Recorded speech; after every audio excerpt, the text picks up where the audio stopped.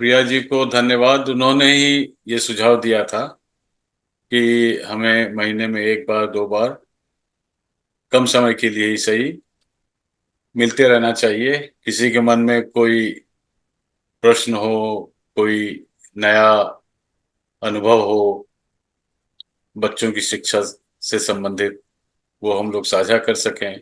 कोई नई सूचना हमने जानी हो, वो हम शेयर कर सकते हैं। तो एक दो मिनट में मैं ये संक्षिप्त रूप से कहना चाहता हूँ कि इस बार मैं अमेरिका से। भारत यात्रा पे था लंबे समय तक। तो करीब 8-10 जिलों में गया। और सभी जगह हमें बहुत अच्छा लगा। बीएसए, बीओ, एडी सब लोगों से मिलके और मित्रों से मिलके, शिक्षकों से, कहीं कहीं स्कूलों में भी गए, वृक्षारोपण भी किया। तो बहुत कुछ क्रियाकलाप होता रहा। लेकिन सबसे अच्छी बात यह थी कि कम से कम 500 स्कूलों से, टीचर से ये संदेश मिला कि वो भी प्रज्ञालय से जुड़ना चाहते हैं। किसी जिले में तो जिलाधिकारी ने कहा कि आप हमारे जिले में 2,500 स्कूल हैं। हमने कहा ये तो थोड़ा मुश्किल होगा, शुरुआत करते हैं 5, 10, 20 से। तो लगभग मेरे ख्याल से 20-25 तो जुड़ ही गए होंगे अब तक। और उन लोगों को थोड़ी बहुत सामग्री भी, वो प्रज्ञालय किट भी भेजा जा चुका है। तो मैं उम्मीद करता हूं कि 2024 के अंत तक कुल कम से कम 500 स्कूलों में प्रज्ञालय शिक्षा चालू रहेगी और आगे बढ़ता जाएगा जब तक कर पाएंगे। अब धीरे धीरे प्रयास ये भी करेंगे कि थोड़ा योगदान अन्य संस्थाओं से, अन्य लोगों से मिले, ताकि इसको बड़े पैमाने पर इसका विस्तार हो सके। तो ये रहा संक्षिप्त रिपोर्ट हमारी भारत यात्रा का। उसमें महत्वपूर्ण योगदान रहा वंदना जी का, जिन सबसे संपर्क करना, बात करना, सामान इकट्ठा करना, खरीदना, पैक करना, भेजना। और उसमें चंचल की भी बहुत बड़ी भूमिका थी। सबको बहुत धन्यवाद। और रजनीश, आप लोग सब लोग शायद नाम तो सुना ही होगा इनका, देखने को ये कम मिलते हैं। तो ये जो है पूरा टेक्निकल सपोर्ट जो है, मैनेजमेंट, वो सब करते हैं। ये जूम मीटिंग भी इन्होंने अरेंज किया। और मेरे लगभग 650 वीडियो अभी तक सब इन्होंने तैयार करके पब्लिश किया है। और इसके अलावा जो भी उनसे कह दिया जाता है, पता नहीं कैसे वो कर भी लेते हैं। ऐसा अभी तक कुछ नहीं आया काम मेरे सामने जिसको कहें कि हम नहीं कर पाएंगे। तो ये एक बड़ी क्षमता होती है। हाँ। हाँ सर, नमस्कार। नमस्ते, नमस्ते।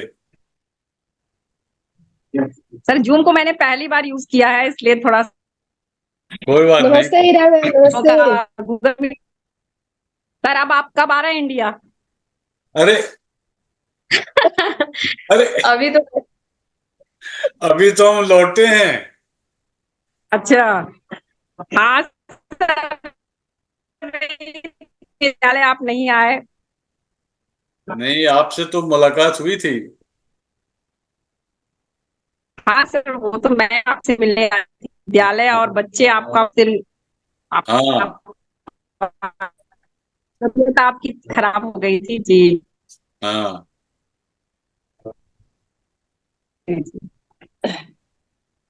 अब सर आ आप रही बताइए। ट्रेनिंग। सर आप बताइए।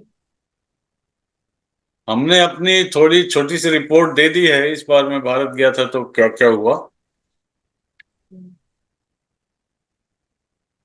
काफी अच्छा रहा।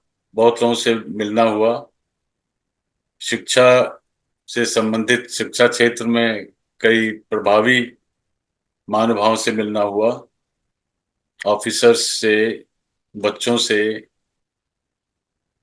2 स्कूलों में वृक्षारोपण भी किया। एक था ना उस दिन एक वृक्ष माँ के नाम, उसमें मैंने भाग लिया। और एक मथुरा में एक स्कूल था जिसमें उस दिन बहुत बारिश हो रही थी, कीचड़ भी था, लेकिन किसी तरह हम डगमगाते डगमगाते पहुंच गए जहां बच्चों ने गड्ढा खोद रखा था पेड़ उगाने के, रोपने के लिए। तो वो सब भी हुआ। मैंने 3 कक्षा, छठी, सातवीं, आठवीं कक्षा भी में भी भाग लिया। और उस दिन स्वतंत्रता दिवस था, 15 अगस्त का दिन था शायद, या उसके एक दिन पहले। तो मेरे मन से सवाल उठ गया कि स्वतंत्रता दिवस, स्वतंत्रता का क्या अर्थ है। तो मैंने बच्चों से पूछा, थोड़ा उलझ गए वो कि अभी तक तो केवल स्वतंत्रता दिवस से मतलब था, अब स्वतंत्रता क्या होती है ये भी सोचना पड़ रहा है। तो वो वार्ता काफी अच्छी। आज हम आजाद हैं, किस चीज से आजाद हो? तो इसमें भी एक, हम भी सीखते हैं इस तरह के प्रश्न पूछ के, किस चीज से आजाद? सबको, हमें सब कुछ करने के लिए तो आजाद नहीं है। तो आजादी की क्या सीमा है तुम्हारी? हाँ, ये तो नहीं सोचा था, आजाद का मतलब आजाद हैं। आजादी की सीमाएं क्या है वो यादें जानना मरे। जरूरी है। आपकी जिम्मेदारियां सीमाएं हो सकती है, आपका कर्तव्य सीमा बन सकता है।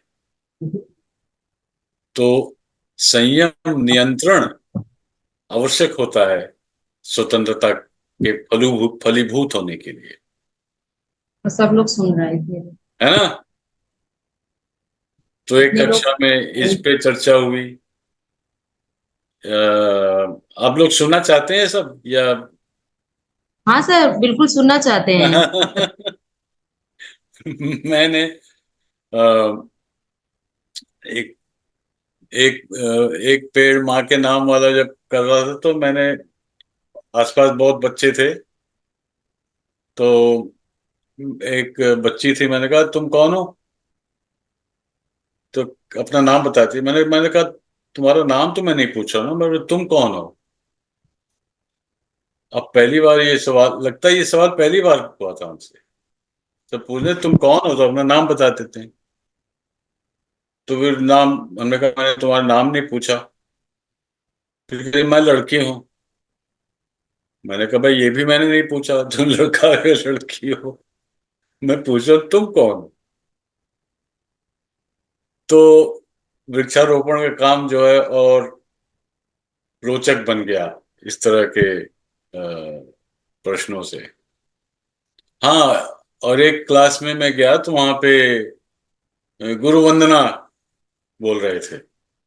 गुरुर ब्रह्मा गुरुर विष्णु गुरुर्देवो महेश्वरा, ये पूरा पढ़ गए जोर जोर से। मैंने कहा बहुत अच्छे, बहुत अच्छे। अब ये बताओ गुरु का अर्थ क्या होता है? तो बोले गुरु का अर्थ होता है टीचर। मैंने कहा गुरु में ऐसा कुछ नहीं है जो जिससे कह दे टीचर। गुरु एक संस्कृत का शब्द है। तो आप गुरु का मंत्र पढ़ रहे हो तो एक एक शब्द का, संस्कृत शब्द का अर्थ बताओ गुरु। तो इस पे चर्चा हुई। और मतलब मैं अपना हर पल या हर दिन सफल तभी मानता हूं जब मैं खुद कुछ सीखता हूं। लेकिन जिस दिन मैंने कुछ नहीं सीखा उस दिन मेरा, समझता हूं कि मेरा दिन बर्बाद हो गया। और अधिकतर मैं बच्चों से सीखता हूं। तो एक हिंट यहाँ पे ये भी है कि शिक्षकों का ये एक बहुत बड़ा अवसर होता है बच्चों के साथ बच्चों को सिखाने का। क्योंकि बच्चों को सिखाना ही खुद भी सीखना बन जाता है, क्योंकि बच्चों के ऐसे भोले भाले प्रश्न होते हैं जो बड़े नहीं पूछते, और बच्चों को एकदम सरल रूप में कोई गूढ़ विषय बताना, वो भी एक बहुत बड़ा गुण होता है शिक्षकों में, जो कि मैंने यूनिवर्सिटी कॉलेज में भी कई क्लासेस पढ़ाई हैं, मजा नहीं आया। वही भाषा, वही कहने का तरीका, वही टेक्स्ट बुक, वही सब कुछ, वही उसी तरह के एग्जाम, उसी वही प्रश्न, सब रिपीट होता रहता है हर साल, थोड़ा ये आगे पीछे 19-20 करके एक ही चीज रिपीट होती रहती। लेकिन किसी 5वीं, छठी, चौथी क्लास का बच्चा एक ही अकेला ही होता है, वैसा दूसरा नहीं आता कभी। तो ये हमारे सामने सबसे बड़ा अवसर होता है जब हम उनके माध्यम से कुछ सीख सकें, या उनके माध्यम से कुछ नए तरीके से सिखा सकें। प्रिया जी, क्या ख्याल है? मेरा जहां तक मानना है प्रज्ञालय को लेके, तो मैं इसीलिए ये मीटिंग ऑर्गेनाइज करना चाहती थी, आपसे करवाना चाहती थी ऑर्गेनाइज, क्योंकि मुझे ये लगता था कि हम कहीं लीक से हटे ना। हमारा मेन उद्देश्य प्रज्ञालय का यही है कि बच्चों में किस तरह का विकास करना, बच्चों में जो उनके अंदर जो खासकर जो छोटे बच्चे, उनके अंदर बहुत सारे प्रश्न होते हैं। कई बार माँ बाप भी हैं तो बच्चों से उग के उनको कहते हैं कि चुप रहो, कितना प्रश्न पूछते हो, लेकिन ये गलत है। हमें जब बच्चों में एक एज पे बहुत सारी क्यूरी होती है तो उनके हर एक प्रश्न का बहुत अच्छे से उत्तर देना चाहिए माँ बाप को, जिससे उन्हें स्टेप बाय स्टेप आगे बढ़ने में मदद मिले। जैसे कई बार बच्चे पूछते हैं तारे हैं तो आसमान में ही क्यों चमकते हैं, कितने सारे तारे हैं, क्यों नहीं हमारे मुट्ठी में आ जा रहे हैं, इस तरह के ऐसे ऐसे क्वेश्चंस। तो उसका आंसर अगर हम बचपन से ही उनको क्लासरूम ही उनकी सृजनशीलता वाली बनाए, केवल ये नहीं कि हमें एक चैप्टर पढ़ाना है और उस चैप्टर को उठाए और हमने बांट दिया और बहुत अच्छे से समझा दिया, बच्चों ने समझ लिया, क्वेश्चन आंसर को समझ के हमें आंसर दे दिया, परीक्षा में 90 एबव नंबर ले आए।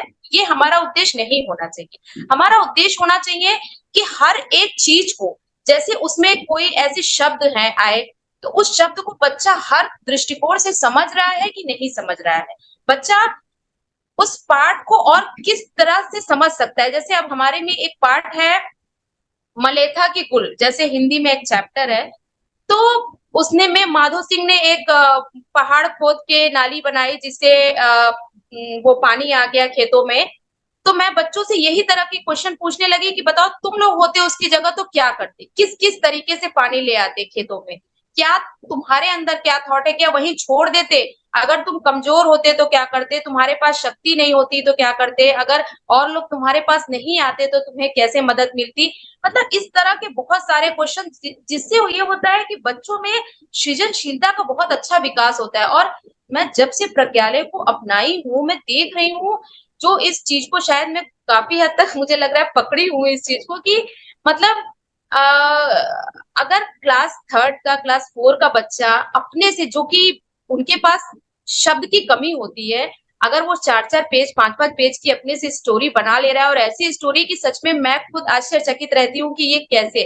तो ये प्रज्ञालय की एक पुस्तक थी परियों की कहानी, तो उस परियों की कहानी से मैं क्या करती थी कि एक चैप्टर है पढ़ाया, उसमें बीच में छोड़ दिया। अब तुम लोग सोचो, जैसे कि धनंजय सर ने मार्गदर्शन किया था कि उन बच्चों को खुद सोचने दीजिए, बच्चों को खुद प्रश्न के भी निर्माण करने दीजिए, क्योंकि उत्तर का निर्माण तो हमें आता है, लेकिन प्रश्न क्या हो सकते हैं वो एक बहुत महत्वपूर्ण है। तो बच्चों ने ऐसे ऐसे प्रश्न बनाए, ऐसे, तो लगातार 2 साल 2.5 साल से ये सब करते, तो बच्चे आज ऐसे हो गए हैं कि बच्चे खुद मुझे परेशान जैसा कर देते हैं, इतने क्वेश्चन पूछते हैं। तो ये अच्छी बात है कि बच्चों में सृजनशीलता का विकास हो गया है आज, बहुत अच्छे। तो इसी तरह हम लोग को इस चीज को अपनाना चाहिए सबको।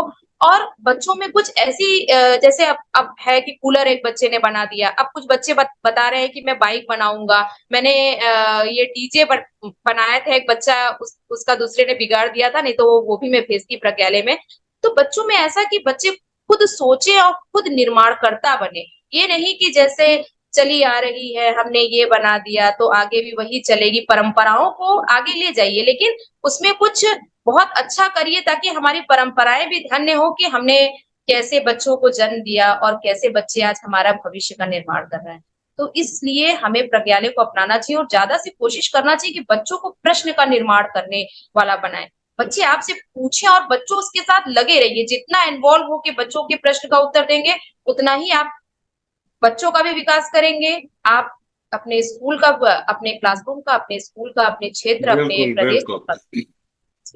और हमें ये एक बात और याद रखनी चाहिए कि किसी भी प्रश्न का एक फाइनल उत्तर नहीं होता। हाँ, उत्तर नहीं होता है, कई उत्तर होते हैं उसके। किसी भी प्रश्न का ये नहीं कि ये अंतिम वाक्य है, कुछ ना कुछ रह जाता है। तो उसके लिए अब चूंकि प्रज्ञालय से संबंधित विषयों पर मैं मनन करता रहा हूं, कम से कम 25-30 साल हो गए। आप लोगों की शायद इतनी उम्र भी ना होगी इस समय। तो उसमें एक उदाहरण देता हूं कि अम, बिना नामांकित किए हुए जानना, बिना नाम लिए हुए जानना, मतलब कोई पूछ दे ये क्या है, बच्चा पूछ दे ये क्या है, आप कह दिए कलम है, कलम इसका नाम है, पेन है, ये वो काफी नहीं होता। वो क्या है, वो फूल है। वह फूल तो एक शब्द है, वो फूल में फूल थोड़ी है। और इसी तरह अ, हमने अपने ऋषियों से बहुत कुछ सीखा है, वैज्ञानिकों से सीखा है। जैसे आप कह रही थी जी, सृजनशीलता, वहां जी, समस्या का समाधान निकालने की क्षमता वही होती है। जी, जी, कि जो बिल्कुल, चीजें बिल्कुल। रिपीट होती है ना, वही समस्याएं बार बार बनाते और बढ़ाते जाते हैं। और वहां हमने आइंस्टाइन की एक ये वाक्य निकाला कि किसी भी समस्या का समाधान नहीं हो सकता उस मानसिकता से जिसने इसको बनाया है। जिस मानसिकता ने समस्या बनाई है, उसका समाधान वही मानसिकता नहीं बना सकती। उसके लिए नई सोच, नई समझ, नए विकल्प की आवश्यकता होती है। और एक बात और बता दूं कि जैसे शिक्षा प्रणाली से कोई दिक्कत नहीं है, वहां साक्षरता है, गणित है, जो भी है अच्छा है। लेकिन जो जो बातें चूक गई हैं, जो जिस पर ध्यान नहीं दिया गया है, वो हमारा धर्म बनता है कि हम उस पर ध्यान देके बच्चों को उस ओर, उस आयाम को जगाएं उनके अंदर। जैसे बहुत पुरानी बात है, इसमें नया कुछ भी नहीं है। जैसे किसी चीज को भी जानने के 3 अंग होते हैं। एक वो जो जानता है, जानने वाला। दूसरा जिसको जाना जाता है, मतलब जो ऋषि है, या ऋषि से ऋषि मतलब जो देखता है, सीयर। दृश्य जिसको वो देखता है। और देखने का तरीका, माध्यम, उसको अंग्रेजी में कहें तो subject, object and knowing, the knower, the known and knowing. तो उसमें मैंने ये स्पष्ट पाया कि शिक्षा प्रणाली में, सिर्फ भारत में नहीं, हर जगह जो हमें जानना है उसकी जानकारी दी जाती है, और जिस तरह से जानना है उसकी जानकारी दी जाती है। लेकिन जो जानने वाला है उस पर ध्यान नहीं दिया जाता। मतलब ज्ञाता, दृष्टा, ऋषि पर ध्यान नहीं दिया जाता, ऋचा पर सिर्फ ध्यान दिया जाता है। वो भी किस तरह? आप या तो रट के याद कर लो, ये जानने का तरीका हो गया। ये कोई जानने का तरीका नहीं। आप एक चीज को 10 बार दोहराएंगे, याद, रिपीट करेंगे, याद हो जाएगा। इसका मतलब ये नहीं कि आप उस विषय को, उस प्रश्न को समझ गए। रटा के, और कोई जो नए नए आविष्कार हुए हैं, वो नकल मारने वाले और ये सब वो सब तो ही एग्जाम पास करने के लिए। तो अगर बच्चा किसी चीज को समझ जाता है, कभी सोच नहीं सकता कि इसमें नकल करने की चीज क्या है, वो तो हमारा हिस्सा है, हम अपनी नकल थोड़ी करेंगे, जी है ना। सर, अब ऐसे रटन हट गई है। अब जो न्यू एजुकेशन पॉलिसी के हिसाब से बच्चा जब तक स्वतः आदान प्रदान जब तक नहीं करेगा, अभी आवाज एक आपकी तरफा कट पढ़ाई रही। है सर।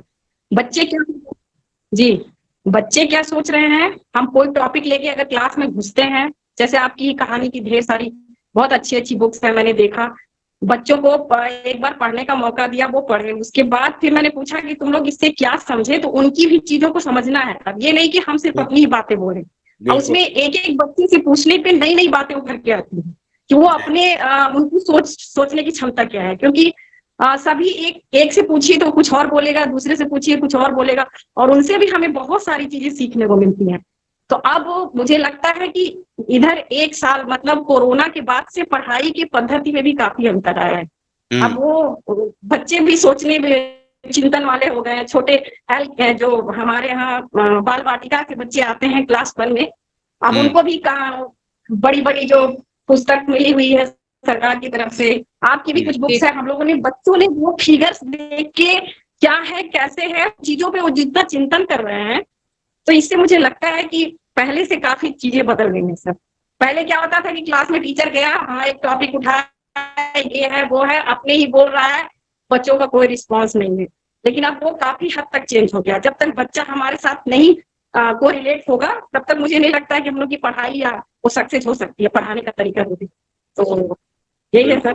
और आप और सब बहुत अच्छा है आने वाले वक्त में। और प्रज्ञालय का एक सर वो जो पजल्स था, वो जो गेम है, उससे बच्चों का वो कंसंट्रेशन जो है, एक दूसरे को हाँ इसके बाद ये लगाना है, वो चीजें एकाग्रता, उससे मुझे लगा कि बहुत बढ़ा है वो सब। हमारे यहाँ भी हुआ था। हाँ जी। तो आपके मटेरियल्स बहुत अच्छे हैं, यूजफुल हैं, और बच्चे काफी लाभान्वित भी हो रहे हैं जी। ओके सर, ठीक है सर। वंदना जी कुछ बोलेंगी? वंदना मैडम आपको हाँ, कुछ जैसे कहना है? हाँ, जी, हम जैसे चश्मे के ऊपर कुछ बोलना चाह रहे हैं। जैसे हमारी किट में चश्मा है, तो अभी तक बच्चे चश्मे को सिर्फ खिलौना समझते थे और उसको लगाया, मेले में से ले आया और फेंक दिया। लेकिन जब उनको चश्मे के बारे में उनके गहराई तक उतरने का प्रयास टीचर करेंगे, तो उन्हें लगेगा कि ये चश्मा से हम क्या सीखे, कितने प्रकार के चश्मे हैं। अभी तक वो चश्मे को, और किट में जो चश्मे जा रहे हैं, टीचर को भी या बच्चे को भी ये ना लगे कि सिर्फ एक खिलौना है, छोटी 10-5 की चीज है। उस चश्मे के माध्यम से बच्चे जो सीखेंगे, जो उनके गहराई तक बातें उतरेंगी, वो एक अद्भुत होगा। अभी तक बच्चे चश्मे को सिर्फ खिलौना समझे, और यहाँ तक हम भी जब चश्मे के बारे में जब सुने समझे, तो हमें भी लगा कि नहीं, चश्मा सिर्फ एक खिलौना नहीं है। चश्मे के माध्यम से बच्चे क्या सीख सकते हैं, वो एक अद्भुत चीज है। और उनसे चश्मे और तक जीवन, उतरने का प्रयास। हाँ बिल्कुल सही। और मेरी समझ से जीवन का एक लक्ष्य होना चाहिए कि हम हर एक तरह के चश्मे उतार के हटा दें। सिर्फ वो रंगीन चश्मा नहीं, हमने चश्मा नहीं पहना हुआ है, फिर भी चश्मा है, हमारी आंखों का चश्मा है।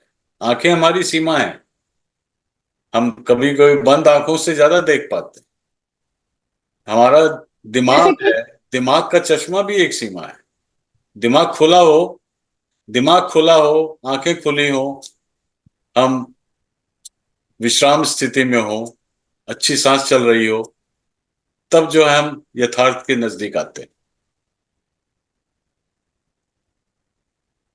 सोच से, तर्क से और अंधविश्वास से हम सच से दूर जाते हैं, और जीवन सार्थक तभी होता है जब हम सार्थकता में जीते हैं। जीवन हमारा असली है, इसमें कोई शक नहीं। हम जीवित हैं, जीवन है, ये नहीं कह सकते कि शायद है या ना हो, इसमें कोई संदेह नहीं है। लेकिन जीवन क्या है, हम क्या हैं, कौन जी रहा है, कैसे जी रहा है, ये नहीं जान पाते। हम हैं ये जानते हैं, लेकिन हम क्या हैं ये नहीं जान पाते। ये सब बहुत ही मौलिक प्रश्न होते हैं, जो अगर कुछ प्रश्न बच्चों के दिमाग में अगर टिक जाएं तो वो वही प्रणाली वो पूरे जीवन में लागू कर सकते हैं। कुछ करने से पहले सोचे कि हम क्या करने जा रहे हैं, क्यों कर रहे हैं। किसी चीज के प्रति उनकी प्रतिक्रिया हो रही है, गुस्सा आ गया, वो समझें, पहले पूछें अपने आप से हमें क्यों गुस्सा आ गया है, हम ये काम गुस्से की वजह से कर रहे हैं या हमें करना चाहिए इसलिए कर रहे हैं।